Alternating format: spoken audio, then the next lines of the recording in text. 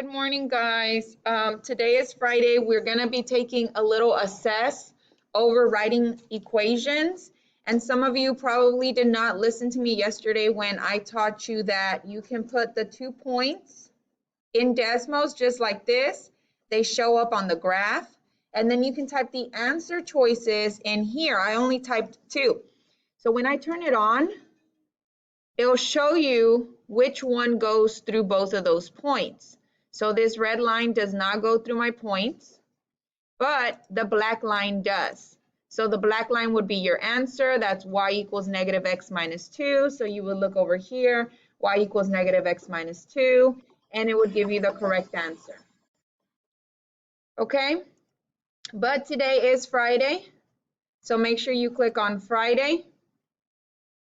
You're going to watch a little video, point slow formula. Make sure you take lots of notes. Then you're going to practice quizzes, and then you're going to take the assess. The assess is only, I think it's 3 or 4 questions.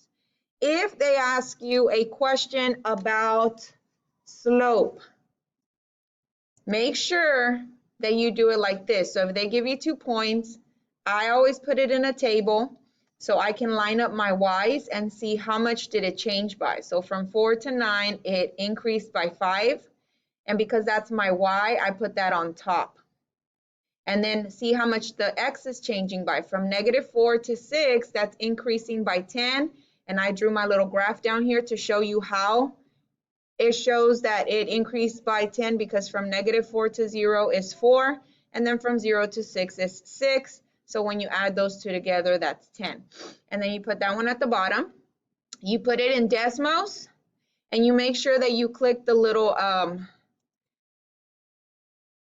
fraction button. So right here, I would type 5 divided by 10 and hit the little fraction button so that it gives it to you as a fraction.